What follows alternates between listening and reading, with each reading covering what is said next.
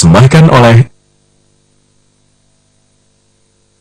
dari sejumlah survei yang muncul, nama Yusuf Kalla, Mahfud MD, Dahlan Iskan itu selalu masuk dalam pendapat orang mereka lah yang layak menjadi presiden.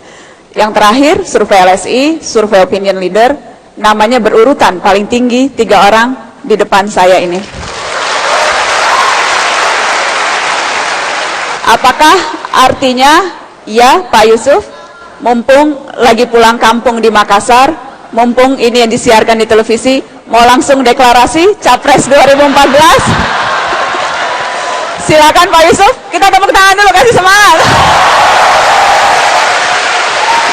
Kalau di antara kita semua ada di masyarakat menginginkan, tentu siapapun harus bersedia.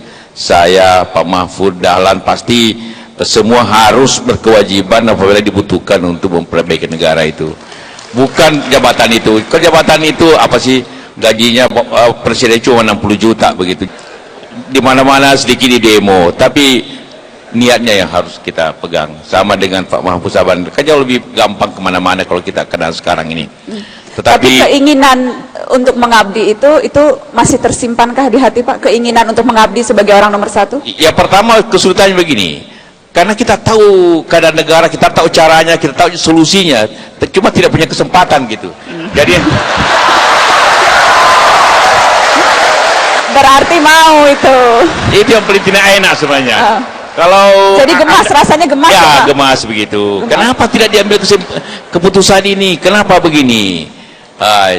Kan itulah, maka kalau jabatan itu adalah satu syarat menuju itu, ya. Namun kita ini kayak orang mau salat, mesti ada rukunnya. Kita tidak punya rukun, belum mencapai rukunnya. Katanya mesti wudu, umpamanya kalau salat. Kalau mau jadi presiden kan mesti ada partainya 20%. Semua kita tidak punya partai. Jadi kipas-kipas Anda semua, kita sendiri berpikir-pikir biasa-biasa saja. Kita mau bicara apa kalau tidak ada 20%? Nanti terkecuali kalau MK batalkan itu 20%, 1%. Pak Mahfud, sebetulnya kesempatan untuk membuka jalan bagi orang-orang yang tidak berpartai tapi sesungguhnya memiliki integritas dan kapasitas untuk memimpin negeri ini tuh besar. Tetapi kan Mahkamah Konstitusi dulu memutuskan tidak boleh calon independen untuk presiden. Iya. Kenapa? Apa alasannya? Karena Mahkamah Konstitusi itu boleh membatalkan undang-undang, tetapi tidak boleh menilai keberlakuan undang-undang dasar. Nah, di dalam undang-undang dasar itu jelas disebutkan bahwa presiden, pasangan calon presiden dan wakil presiden harus diajukan oleh partai politik atau gabungan partai politik peserta pemilu. Oleh sebab itu independen tidak bisa, karena MK tidak boleh membatalkan ketentuan undang-undang dasar itu. Beda dengan pemilihan kepala daerah, memang tidak diajukan oleh partai politik, cuma dikatakan dipilih secara demokratis. Maka kita buka, demokratis itu bisa independen.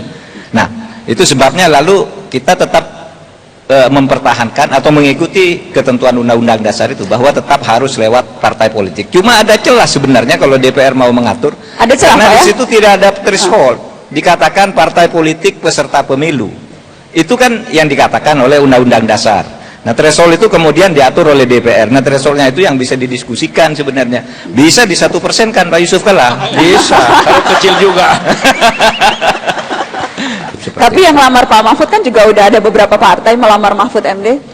Melamar dalam arti resmi belum, ya kan, memang belum boleh melamar. Pimpinan-pimpinan partai datang bicara tentang peluang-peluang itu.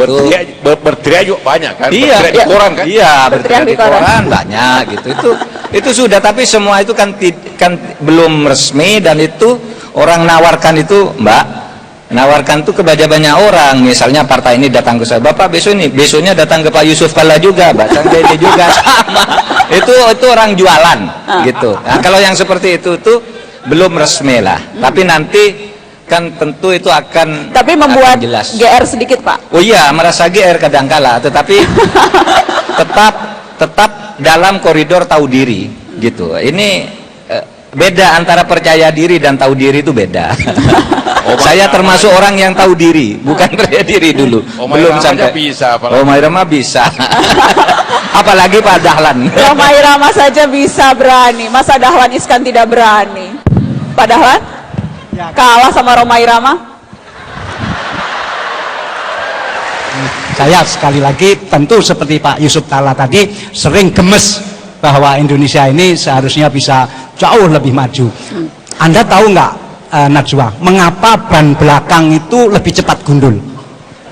Ban belakang mobil itu kenapa lebih cepat gundul? Karena dia letaknya di belakang, itu dia tiap hari berpikir bagaimana cara mengejar ban depan.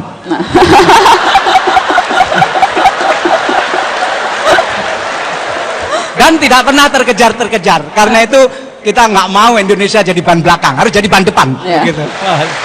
Baik, saya akan buka kesempatan untuk audiens, teman-teman untuk bertanya. Wah, semuanya mau bertanya. Sebagai orang Makassar boleh Pak Bambangan, tapi jangan Pak Bambangan Natolo gitu kan.